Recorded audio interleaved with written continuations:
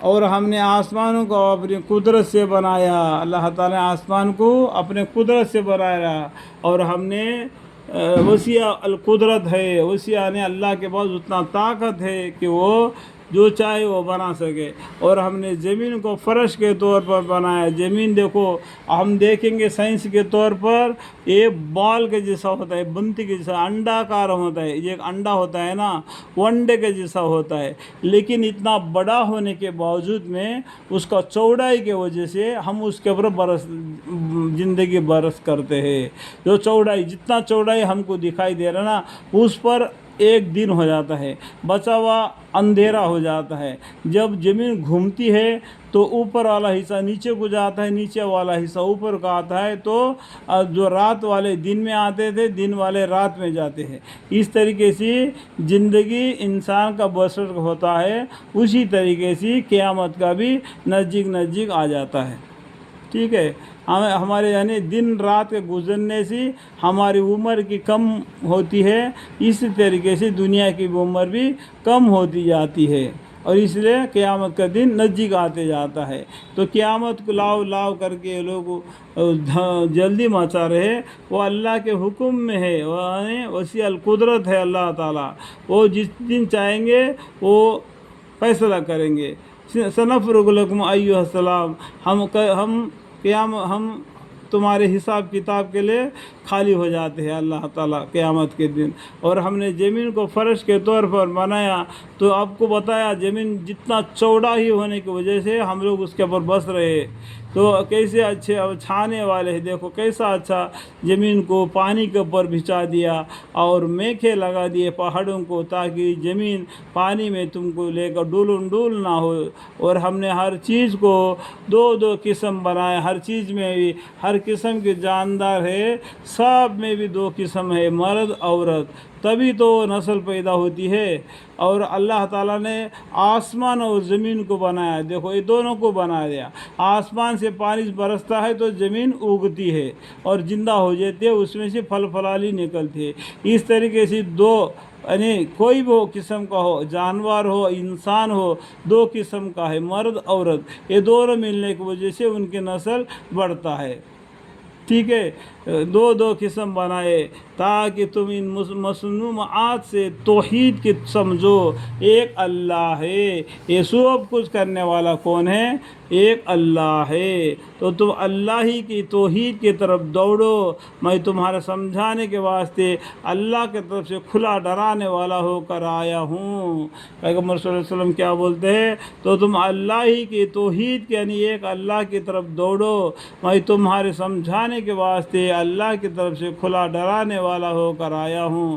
اور خدا کے ساتھ کوئی اور معبود مت قرار دو، یعنی شرک مت کرو، خدا کے برابر کوئی بھی نہیں، ان اللہ کل شیء قدیر ہے، اس کے برابر کوئی نہیں۔ تم خدا کو چھوڑ کر دوسرے معبودوں کی عبادت مت کرو، اور خدا کے ساتھ کوئی اور معبود مت قرار دو، میں تمہارے واسطے اللہ کی طرف سے کھلا ڈرانے والا ہوں۔ اسی طرح جو کافر لوگ ان سے پہلے ہو گزرے ہیں، ان کے پاس کوئی پیغمبر ایسا نہیں آیا جس کو انہوں نے ساحر یا مجنون نہ کیا ہو۔ جتنے بھی اکثر لوگوں نے پیغمبروں کو یہی کہا، یہ دیوانہ ہے، یہ جادوگر ہے، یہ لوگ سلسلہ وار ایسا ہی کہتے آگے۔ اللہ تعالیٰ نے عذاب کو بھی سلسلہ وار ان کے اوپر عذاب لے آتے رہے۔ آخری کار پیغمبری جیتیں گے، پیغمبری ایمانی اونچا درجے میں ہو جائے گا۔ جو بھی بے ایمان تھے وہ عذاب میں مبتلا ہو گئے، انہوں نے ساحر یا مجنون نہ کہا ہو، سبھی پیغمبروں کو انہوں نے ساحر مجنون کہا۔ کیا اس بات کی یہ دوسرے کی وصیت کرتے چلے آتے ہیں، جو ابھی میں بتایا، دیکھو تو سلسلہ وار یہ لگا دیا ہے کہ ایک دوسرے کو وصیت کرتے چلے آتے ہیں، کوئی پیغمبر آتا ہے تو تم اس طریقے سے کرو، اور اللہ بھی کیا کرتا ہے، ان کے بعد جو ان کو عذاب دیا تھا اس کے بعد ان کو بھی عذاب دے دیتا ہے۔ اس طریقے سے اللہ نے بھی کیا کیا وصیت، یعنی سلسلہ لگا دیا، بلکہ وجہ اس آزمائی کا یہ ہوئی کہ یہ سب کے سب سرکشی لوگ ہیں، سو آپ ان کی طرف التفات نہ کیجیے۔ پیغمبر صلی اللہ علیہ وسلم کو بولتے اللہ تعالیٰ آپ ان کی طرف التفات نہ کیجیے، کیونکہ آپ پر کسی طرح کا الزام نہیں، اور سمجھاتے رہیے کیونکہ سمجھانا ایمان لانے والوں کو بھی نفع دے گا۔ سمجھاتے رہیے، کتنا نہیں ماننے کے باوجود بھی سمجھاتے رہیے، ایک نہ ایک دن اس کا دل میں اللہ تعالیٰ وسوسہ ڈال دے گا، کیونکہ آپ پر کسی طرح کا الزام نہیں، اور سمجھاتے رہیے کیونکہ سمجھانا ایمان لانے والوں کو بھی نفع دے گا۔ اور میں نے جن اور انسان کو اس واسطے پیدا کیا کہ میری عبادت کرے۔ دیکھو وما خلقت الجن والانس الا لیعبدون، اللہ تعالیٰ نے، اور میں کا معنی کیا ہے؟ دیکھو انگلی دکھا، میں اللہ نے جن اور انسان کو اس واسطے پیدا کیا ہے کہ میری عبادت کیا کرے۔ میں ان سے مخلوق کے رزق رسائی کے درخواست نہیں کرتا۔ دیکھو میں کا معنی کیا ہے؟ یہ اللہ ہے۔ اللہ تعالیٰ انسان سے رزق نہیں مانگتا۔ یہ لوگ گڑیے ہوئے جو بوتن کے پاس جاتے ہیں، پھل پھلالی لے کے جاتے ہیں، وہ کچھ کھاتا بھی نہیں، کچھ نہیں، وہ سب سڑ جاتے ہیں۔ یہ لوگ ہی کھاتے ہیں تو پھینک جاتے ہیں خراب ہو جانے کے بعد۔ اللہ تعالیٰ ہم کو رزق دیتا ہے، ہم اللہ کو رزق نہیں دینے والے۔ اللہ کا ہاتھ اونچا ہے، ہمارے ہاتھ نیچے ہے، اس بات کو جاننا چاہیے۔ اللہ کو ہم کون ہوتے ہیں رزق دینے والے؟